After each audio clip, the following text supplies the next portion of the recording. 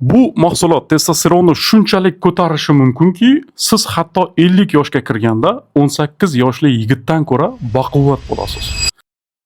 Topsa bo'ladigan mutlaqo tabiiy va tekin. Agarda siz buni asal yoki yong'oq deb o'ylayotgan bo'lsangiz, bu shunchaki tabiblar tomonidan o'ylab topilgan cho'pchak. Asal yoki yong'oqning testosteronga foydasi yo'q. Shunchaki ba'zi bir hojakalarimiz asalga Viagra aralashtirib sotishadi.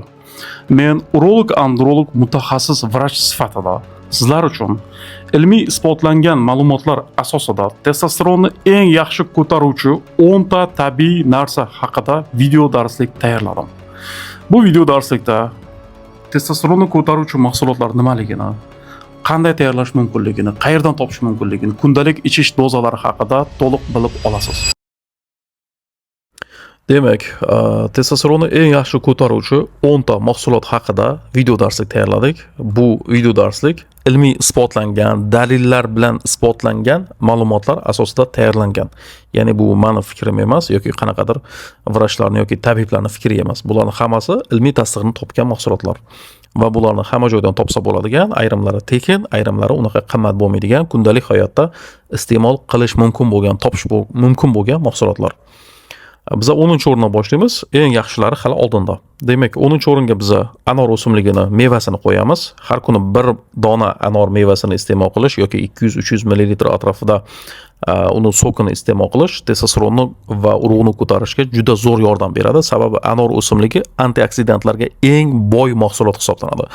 Antioksidantlar bu tanamizdagi toksik moddalarni, ya'ni zararli moddalarni tozalovchi mahsulotlar, ya'ni o'ziga biriktirib tashqariga olib chiqib ketadigan mahsulotlar. Biz bilamizki, tuxumdagi har xil kasalliklar, infeksion kasalliklardan keyin yoki varikotseli kasalliklardan keyin tuxumda antioksidantlar kerak bo'ladi. Sababi toksik moddalar ko'payib ketadi o'tdagi gipoksixlorat hisobiga va aynan anor o'simligi tuxumdagi toksik moddalarni tozalab turib, tuxumdagi sertoli va lidik hujayralarni ishlashiga yordam beradi. Shuning hisobiga testosteron va urug' ko'tarib beradi. Xo'p, biz 9-o'ringa oshqovoqni urug'ini qo'ydik. Oshqovoqni urug'i bu hamma joydan topsa bo'ladigan va tekin narsa. Urug' va magniyga eng boy hisoblanadi. Oshqovoqni urug'i kuniga 30-50 gram xomligicha iste'mol qilish oshqovoqni urug'ini tanamizdagi rux va magniyni miqdorini ko'paytiradi. Biz bilamizki, testosteron ishlab chiqarilishi uchun rux va magniy stimulyatsiya qiladigan mikroelementlar hisoblanadi. Ya'ni uni testosteron ishlab chiqarilishini tezlashtirib beradi. Xo'p, 8-o'ringa biz qo'ydik mol jigarini. Mol jigari ham hamma joydan topsa bo'ladigan mahsulot hisoblanadi. Mol jigari vitamin A va vitamin B12 va ruhga eng boy mahsulot hisoblanadi va shuning uchun haftasiga 1-2 marta 100-150 gram mol jigari iste'mol qilish testosteron miqdorini, urug' miqdorini zo'r ko'tarib beradi. Xo'p, 7-o'ringa biz qo'ydik baliq. Ya'ni baliqni dimlab iste'mol qilasizmi, qovurib iste'mol qilasizmi, yog'li baliq bo'lsa undan ham yaxshi. Sababi baliq yog'ida omega 3 va vitamin D eng ko'p bo'ladi va haftasiga 2-3 marta 100-200 gram atrofida xohlasangiz to'ygunizcha yesangiz ham bo'ladi. Baliq, ayniqsa yog'li baliq iste'mol qilish testosteron va urug' miqdorini zo'r ko'tarib beradi. Xo'p, 6-o'ringa biz qo'yamiz qo'y go'shti, ayniqsa qo'y dumbasini. Ko'pchilik ot go'shti testosteronni ko'taradi deb hisoblaydi. Ko'pchilik qazi yoki shunga o'xshash mahsulotlar testosteronni ko'taradi deb o'ylaydi. Aslida ot go'shtini testosteronga foydasi unaqa katta emas. Testosteronni eng yaxshi zo'r ko'taruvchi go'sht mahsuloti bu qo'y go'shti hisoblanadi, ayniqsa dumbasi. Sababi qo'y dumbasi hamma go'shtlarning ichida, hamma yog' mahsulotlarining ichida xolesteringa eng boy hisoblanadi. Biz bilamizki, xolesterin bu testosteron ishlab chiqarilishi uchun xomashyo, qo'pol qilib aytganda stroy material hisoblanadi. Ya'ni xolesterindan testosteron yaraladi. Shuning uchun demak, qo'y dumbasini biz kuniga hech bo'lmasa 50 gram, 60 gram iste'mol qiladigan bo'lsak, hech bo'lmasa cherezdin iste'mol qiladigan bo'lsak, testosteronni sezilarli darajada ko'tarib beradi. Qo'yamiz, demak, 5-o'ringa zanjabil o'simligini qo'yamiz. Zanjabil o'simligi yana bitta nomi bu imbir. Hamma joydan topsa bo'ladigan, unaqa qimmat turmaydi. Даже oxirgi paytlar men ko'ryapman, korzinkada, makroda, shunga o'xshash supermarketlarda, даже bozorlarda ham sotiladi bu o'simlik, zanjabil o'simligi. Va zanjabil o'simligi antioksidant xususiyatga ega bo'ladi. eng yaxshi antioksidant va immunitetni eng yaxshi ko'taruvchi mahsulotlardan bittasi. Zanjabil o'simligini kuniga 2-4 gram atrofida yesangiz ham bo'ladi yoki tayyor ekstraktini olib ichsangiz ham bo'ladi. 1000 milligram atrofida ekstrakti sotiladi aptekalarda. Ekstraktini olsangiz ham bo'ladi yoki o'zini 2-4 gram yesangiz ham bo'ladi yoki bo'lmasam choyga aralashtirib ichsangiz ham bo'ladi. Xo'p, 4-o'ringa biza qo'yamiz sumbula o'simligini. Sumbula o'simligi o'zimizda ham topsa bo'ladi va Hindiston sumbalasi ham bor. Bu bozorlarda sotiladi. Sumbula o'simligi даже dalalarda o'sadi o'zimizda. Ayniqsa tog'li hududlarda ko'p bo'ladi. Hindiston sumbulasi bu men ko'p ko'rganman bozorlarda, unaqa qimmat turmaydi.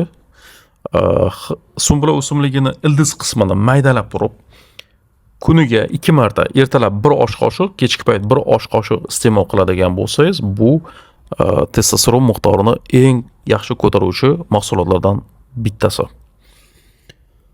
Xo'p, 3-o'ringa biza qo'yamiz demak tangatali o'simligini. Tangatali o'simligi organizmda testosteron ishlab chiqarishini stimulyatsiya qiluvchi va urug' ishlab chiqarilishini stimulyatsiya qiluvchi eng yaxshi o'simliklardan bittasi. Tangatali o'simligini ham bozorlardan topsangiz bo'ladi, sotiladi bozorda. Kuniga agar bozordan topa olmaydigan bo'lsangiz, buni aptekalarda ekstrakti sotiladi. Unaqa qimmat turmaydi, arzon turadigan o'simlik ekstrakti. Kuniga 200-400 milligram atrofida ekstraktini ertalab qabul qilasiz. Och qoringa qabul qilish kerak bo'ladi. Demak, 2-o'ringa demak hamma joydan topsa bo'ladigan, bozorlarda ham sotiladi, даже aptekada ham sotiladi, даже agarda sizga bozordan yoki aptekadan olish qimmatli qiladigan bo'lsa, unaqa qimmat ham sotilmaydi, aslida arzon turadi. Tekin topsangiz ham bo'ladi. Bu dalalarda o'sadigan Tribulus o'simligi. Xalq tilida buni temir tikan deydi. Ba'zi bir viloyatlarda temir tikan deb atashadi. Bu hamma joydan topsa bo'ladigan, o'sib yotadigan, даже mol ham yemaydigan, hech kimga keraksiz bo'lgan o't. Paxta dalalarida ham o'sib yotadi. Demak, bu o'simlik Tribulus o'simligi, maxsus bu o'simlikdan dori tayyorlashadi. Bu dorilari aynan shu testosteroni past, jinsiy zaiflikda va urug'i past odamlarga bepushtlikda tavsiya qilinadigan o'simlik dorisi. Temir tikan o'simligini demak gullagan paytida guli, bargi va poyasini olib turib maydalanadi, quritiladi. Quritgandan keyin maydalab turib 100 gram, bir stakanga 100 gram suv solib, 100 gram suvga 1 osh qoshiq o'sha maydalangan poyasi, guli, ildizini qo'shib damlab qo'yasiz va damlangan o'sha 100 gram suvga damlangan suyuqlikni siz kun davomida maydalab ichib yurasiz. Bir kunda demak 100 gram o'sha 1 stakan 1 osh qoshiq solib damlangan Tribulus o'simligini damlamasi bir kunga yetadi. Xo'p, 1-o'ringa nimani qo'yamiz? 1-o'ringa biza hech qanaqa mahsulot qo'ymaymiz. Bu bizani kundalik hayot kechirish tarzimizni qo'yamiz. Sababi biza kundalik to'g'ri hayot kechirmaydigan bo'lsak, to'g'ri ovqatlanmaydigan bo'lsak va tana vaznimizni kontrol qilmaydigan bo'lsak, testosteronni hech qanaqa vosita bilan, даже tabiiy vosita bilan ham, даже искусственный, ya'ni sun'iy dorilar bilan ham ko'tara olmaymiz hech qachon. O'shaning uchun 1-o'ringa biza qo'yamiz. Vaqtida uxlashni, yetarlicha uyqu bo'lish kerak testosteron ishlab chiqarilishi uchun. Ovqatlanish tartibi to'g'ri bo'lish kerak va ortiqcha tana vaznidan xalos bo'lish kerak. Erkak kishi balog'atga yetgandan keyin, ya'ni 20-25 yoshdan keyin taxminan 7-8 soat uyqu, kundalik uyqu norma hisoblanadi va undan kam uxlaydigan erkaklarda testosteron miqdori sezilarli darajada pasayib ketadi. Va ortiqcha vazn bu juda katta ahamiyatga ega bo'lgan narsa. Sababi tanamizdagi yog' hujayralarida ayollik gormoni, estradiol gormoni ishlab chiqariladi. Estradiol gormoni testosteronni ishlab chiqarilishini bloklanishiga, ya'ni tormozlanishiga sababchi bo'ladi. O'shaning uchun ham testosteron pastligini eng birinchi belgilaridan bittasi bu jinsiy quvvatni pasayishi emas, qorin paydo bo'lishi erkak kishida. Ya'ni ortiqcha yog' yig'ilishi. O'shaning uchun biza kundalik hayot tarzimizdan 3 ta narsani men sanayman. Eng muhimlari birinchi yetarlicha uxlash, kuniga 7-8 soat davomida. Ikkinchisi to'g'ri ovqatlanish, vaqtida ovqatlanish va 3-o'rinda men qo'yaman ortiqcha tana vaznida xalos bo'lib, ko'proq jismoniy mehnat bilan shug'ullanish yoki sport bilan shug'ullanish.